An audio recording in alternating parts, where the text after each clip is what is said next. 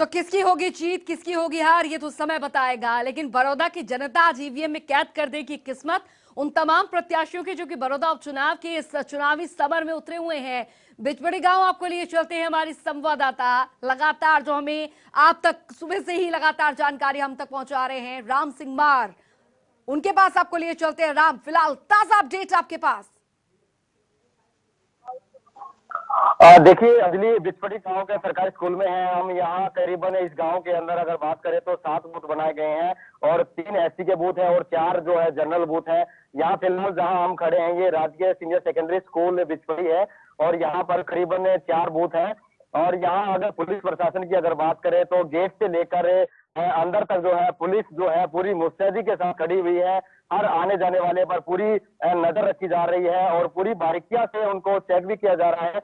और दूसरी तरफ जो है गेट से लेकर 3 जगह तक एंट्री तक चेकिंग जो है वो की जा रही है।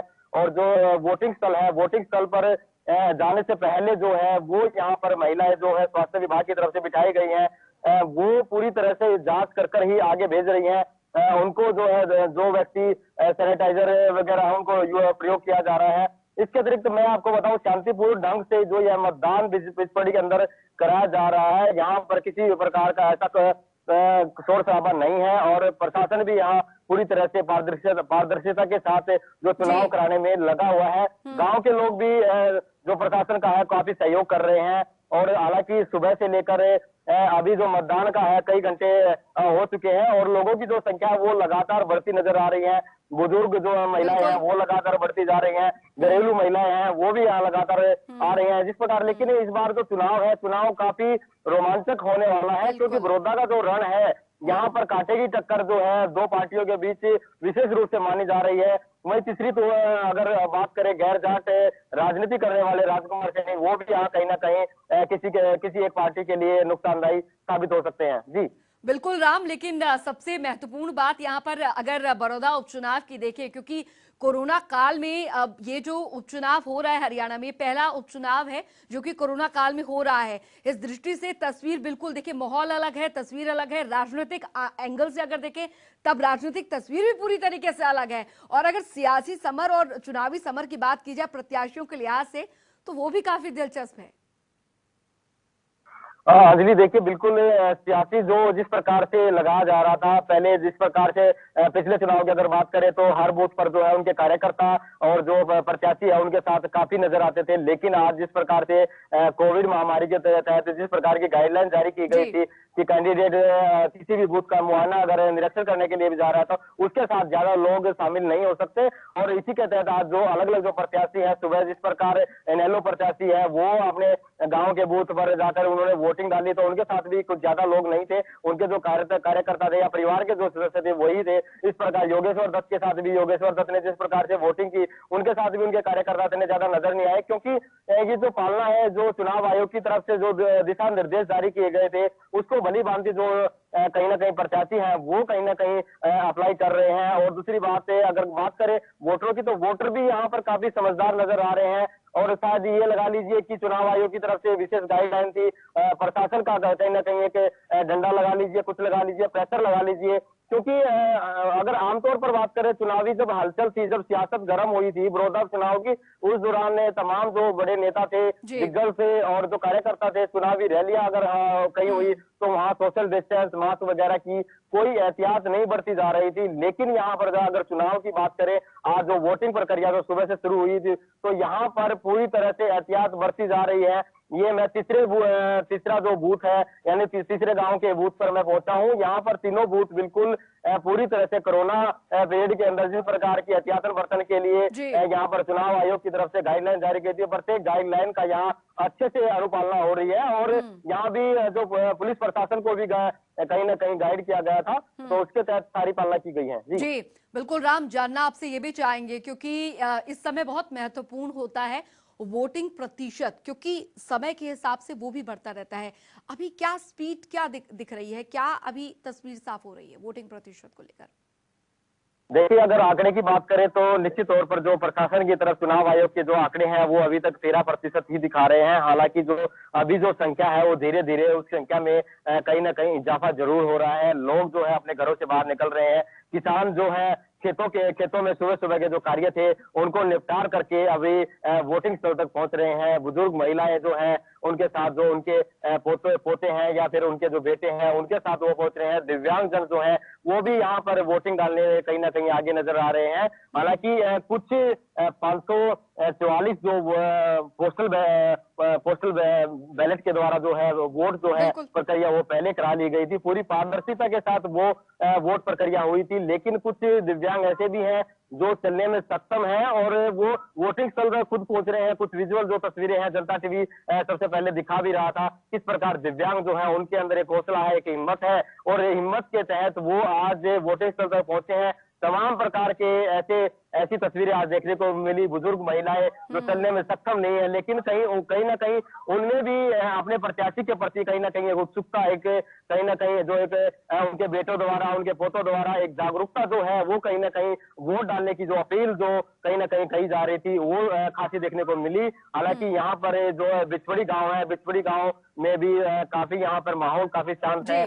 लगातार जो संख्या है वो लगातार बढ़ती नजर आ रही है। बुजुर्ग महिलाएं हैं वो अपने पोतों के साथ आती नजर दिखाई दी। एक दिव्यांग जो वो खुद चल कर यहाँ तक आए हैं, उन्होंने अभी वोट अभी डाली है। लेकिन तमाम प्रकार के जो यहाँ पर मुद्दे हैं बड़ौदा हल्के की अगर बात करें तो तमाम प्रकार के मुद्दे जो चुनावी समर के दौरान कहीं ना कहीं गायब हो गए थे और गायब करने का जो मुद्दा था कहीं ना कहीं राजनीतिक जो समीकरण थे वो यहाँ तब्दीली की गई। क्योंकि जिस प्रकार से जो बड़े दिग्गज नेता थे वो मैदान में थे, कहीं ना कहीं किसी के लिए नाक का सवाल था, किसी के लिए साख का सवाल था, तो कोई यहाँ पहली बार अपनी विजय हासिल करने के लिए जद्दोजहद कर रहा है। हम बात कर रहे हैं बीजेपी की, बीजेपी इस चीज पर आज तक विजय नहीं हासिल कर पाई, लेकिन कहीं ना कहीं विजय बीजेपी के लिए एक अवसर है, अवसर के तौर पर देखा जा रहा है कि एक अच्छा अवसर बीजेपी के पास है। क्योंकि योगेश्वर दत्त को जिस प्रकार से दोबारा कहीं ना कहीं एक बीजेपी ने अपनी आस्था जताई और दोबारा उसको मैदान में उतारा और मैदान में उतारने के बाद लगातार जिस प्रकार से योगेश्वर हालांकि 4000 वोटों से पिछली बार हार गया था,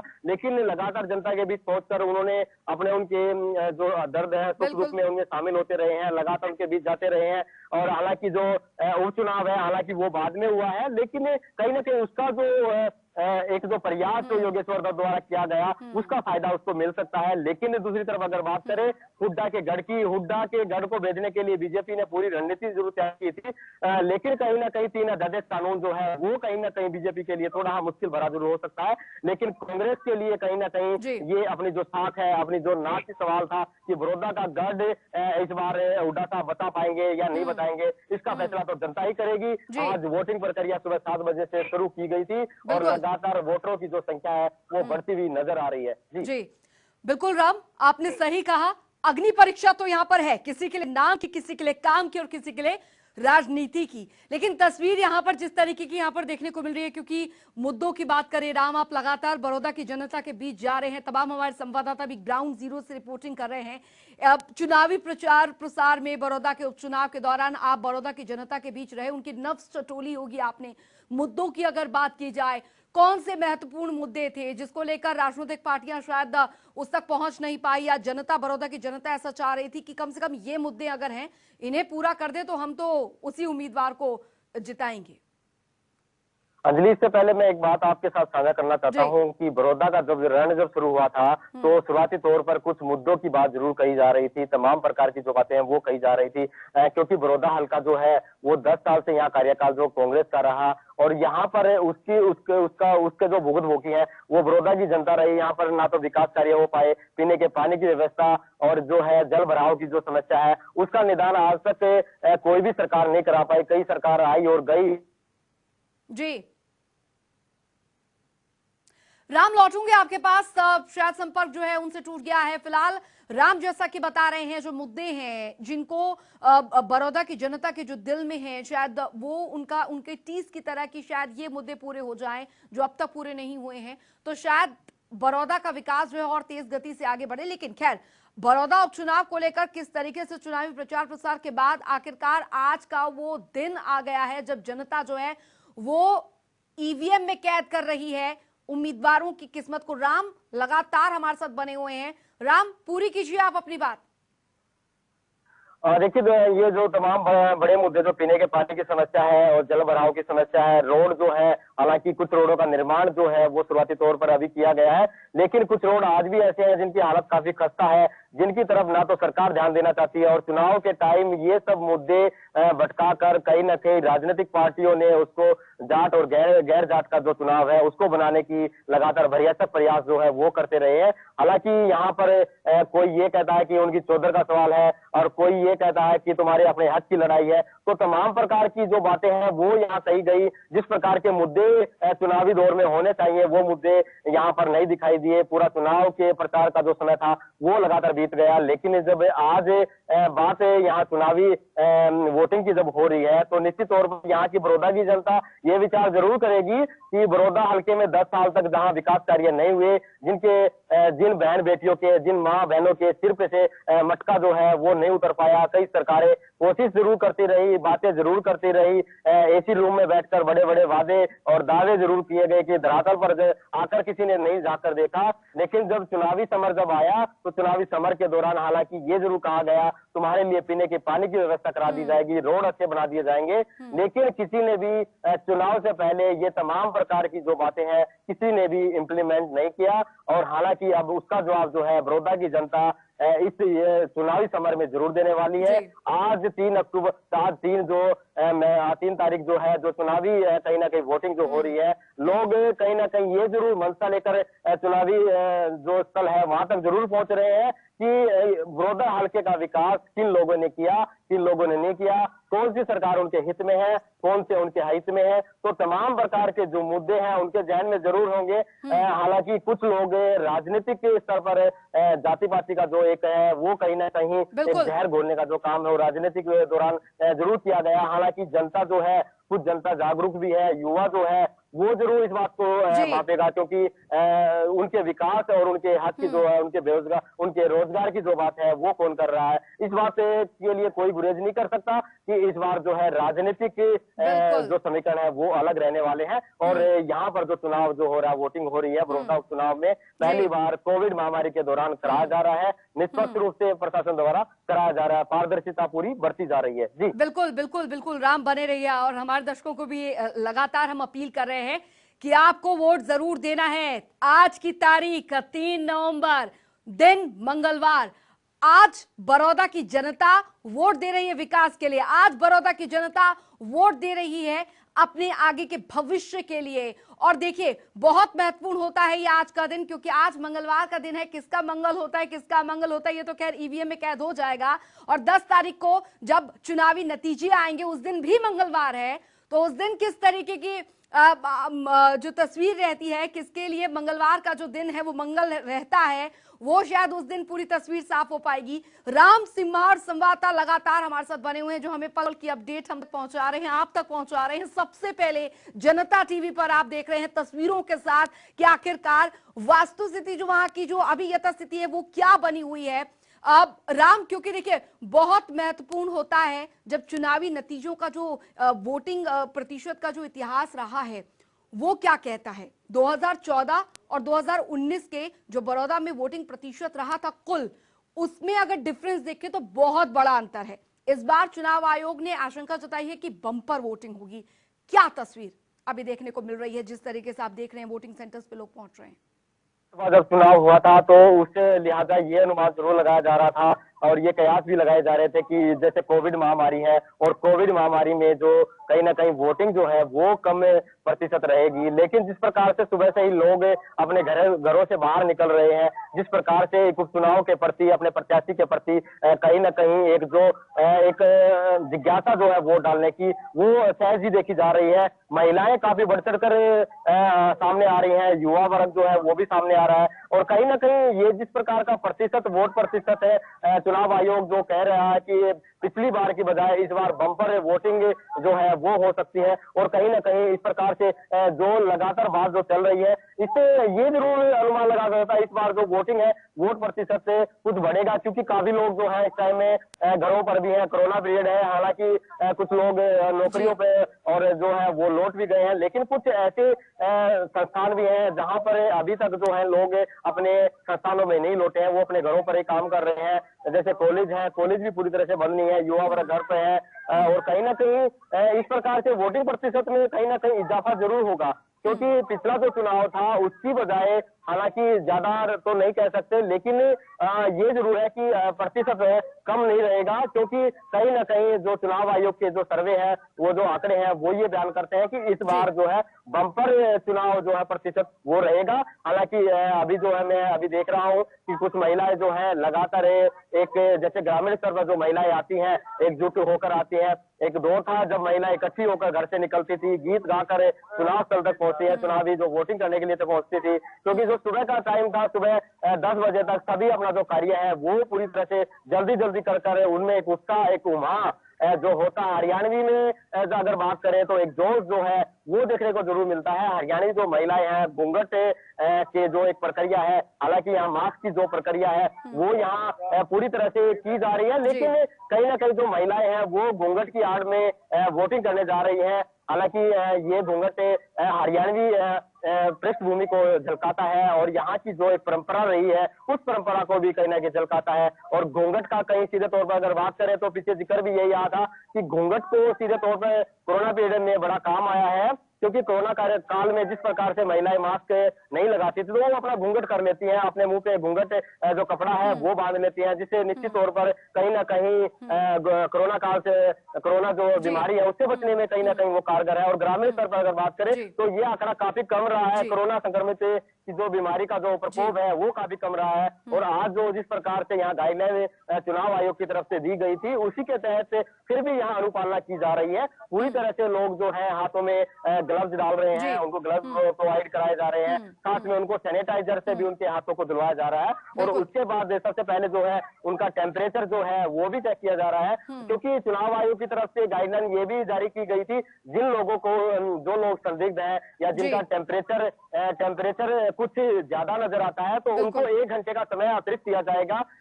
5 से 6 बजे का वो समय उनके लिए निर्धारित किया गया है। वैसे 6 बजे तक चुनाव की जो है प्रक्रिया, सुबह 7 बजे से 6 बजे की प्रक्रिया जो है वो रहने वाली है, लेकिन चुनाव आयोग ने पीपी किट और जो अन्य जो चीजें, वस्तुएं जो है वो पहनकर जो है संक्रमित संदिग्ध जो है उनके लिए कहीं ना कहीं ये प्रावधान रहेगा। और 1 घंटे में वो अपना जो है वोट जो है 5 से 6 बजे पीपीटी किट वगैरह डालकर अपना वोट डाल सकते हैं, क्योंकि वोट का अधिकार सबको है, लोकतंत्र है, और लोकतंत्र के लिहाज से हर किसी को एक आजादी है। बेशक कोरोना काल चल रहा है, लेकिन कोरोना काल में चुनाव आयोग ने जिस प्रकार की यहाँ पर पूरी व्यवस्था की है उसकी कहीं ना कहीं तारीफ जरूर करनी चाहिए, क्योंकि जिस प्रकार की व्यवस्थाएं चुनाव आयोग द्वारा की गई है वो निश्चित तौर पर सराहनीय है। बिल्कुल। और बिचपड़े गांव के जिस वोटिंग सेंटर पर आप खड़े हैं राम, वहां पर किस तरीके की तस्वीर, क्योंकि हम चाहेंगे कि वक्त दर वक्त आप वो भी दिखाते रहें कि किस तरीके की तस्वीर है, कितनी संख्या में जो मतदाता है वो वहां पर पहुंच रहे हैं, क्योंकि जिस तरीके से समय आगे बढ़ रहा है, क्या वोटर्स की संख्या में यहाँ पर इजाफा हो रहा है? अंजलि, मैं तस्वीरें साझा करने के लिए थोड़ा असमर्थ हूँ, सहयोगी साथ नहीं है, क्योंकि लगातार हम लोग रिपोर्टिंग कर रहे हैं और अलग अलग क्षेत्र में हम पहुंच रहे हैं, तो तस्वीरें साझा करने के लिए थोड़ा व्यवस्थित जरूर रहूंगा। लेकिन मैं आपको ये जरूर बताना चाहता हूँ कि यहाँ की जो तस्वीरें हैं वो लिहाजा बेहद अच्छी देखने को मिल रही है, क्योंकि मैं काफी देर से नोटिस भी कर रहा हूँ कि बुजुर्ग महिलाएं जो कि डंडे के सहारे, लाठी के सहारे, और दिव्यांग जन जो है वो एक जोश में नजर आ रहे हैं। वो बिल्कुल बगैर किसी अन्य सहयोगी के ही खुद चल कर आ रहे हैं और वोटिंग स्थल पहुंच रहे हैं। हालांकि ये तमाम प्रकार की जो तस्वीरें हैं वो लोकतंत्र की एक गरिमा को जरूर बयान करती हैं कि लोकतंत्र जो है वो मजबूत कितना होता है, और उसकी गरिमा का पालना किस प्रकार से जो चुनाव आयोग है वो करवाता है। अच्छा, वोटिंग सेंटर्स में, क्योंकि आप वहां पर राम मौजूद हैं, वोटिंग सेंटर्स में किस तरीके की व्यवस्था की गई है? क्योंकि कोरोना नियमों का पालन भी करना है ऐसे में, और जो वोटर्स वहां पर पहुंच रहे हैं उन्हीं किसी तरीके की दिक्कत ना हो, वोटर आईडी कार्ड, जो वोटर लिस्ट है उसमें उनका नाम हो, तो इसके लिए पर्याप्त व्यवस्था वहां पर आपने देखी? देखिए अंजलि, जिस प्रकार से आप कह रहे हैं वोटर लिस्ट में बहुत सारे ऐसे कई बार होता है। वैसे तो ये जो प्रक्रिया है वो ग्रामीण स्तर पर, पंचायत स्तर पर जो है वो पहले ही पूरी की जा चुकी है। जी। प्रत्येक जो वोटर है उनके घर घर तक जो है ग्रामीण जो ग्राम पंचायत है उनके घर जो है जो स्लिप है, वो चुनावी जो स्लिप है वो भेज दी गई है। जिनके पास वोटर नहीं है तो उनको अलग प्रावधान के तहत वोट डालने का अधिकार दिया गया है। ये नहीं है कि एक दौर होता था जब उनका नाम अगर वोट लिस्ट में नहीं है लेकिन वो उसके पास वोटर कार्ड है या इस प्रकार की कोई जो अन्य वस्तु है तो वोट डालने के लिए प्रावधान होता है। वो तमाम प्रकार की गाइडलाइन जो चुनाव आयोग ने पहले ही जारी कर दी थी। ये इस बार ऐसा कुछ नहीं है कि भाई लोगों को अगर उनके पास वोटर आईडी कार्ड अगर नहीं है तो उसके लिए वो स्लिप के आधार पर भी वोट डाल सकते हैं, क्योंकि गांव का जो एक मुखिया होता है उसके आधार पर वोट डालने का प्रावधान यहाँ किया गया है। और यहाँ पर जो है बात करें व्यवस्थाओं की तो व्यवस्थाएं काफी दुरुस्त है। अलग से जो ग्रामीण स्तर की जो महिलाएं हैं वो भी काफी पालन कर रही है। पहली बात तो ग्रामीण स्तर की जो महिलाएं हैं मुखमंडल पर पहले ही एक देसी भाषा में जो डांठा होता है या कपड़ा जो बांधते हैं वो बांध के आती हैं, लेकिन जो हाथों में ग्लव्स वगैरह की जो व्यवस्था है वो यहाँ पर जो स्वास्थ्य विभाग की टीम है वो प्रोवाइड करा रही है। साथ में उनका टेम्परेचर नोट किया जा रहा है, साथ में उसके जो मास्क जिनके मुख पे नहीं है मास्क दिया जा रहा है, उसके बाद अंदर जाने दिया जा रहा है। फिर मुख्य गेट पर जो चेकिंग के लिए है वोटर कार्ड को जो है वो चेक करने के लिए पुलिस कर्मियों की नियुक्ति की गई है। बिल्कुल सब पूरी जांच परख के साथ पारदर्शिता के साथ ही अंदर जाने। चलिए, एहतियात पूरी बढ़ती जा रही है और लगातार आप भी हम तक का ये तमाम जो अपडेट्स है पहुंचा रहे हैं। तो आपसे राम, आगे भी अपडेट हम लेते रहेंगे, ताजा तस्वीरें भी आप हमसे साझा करते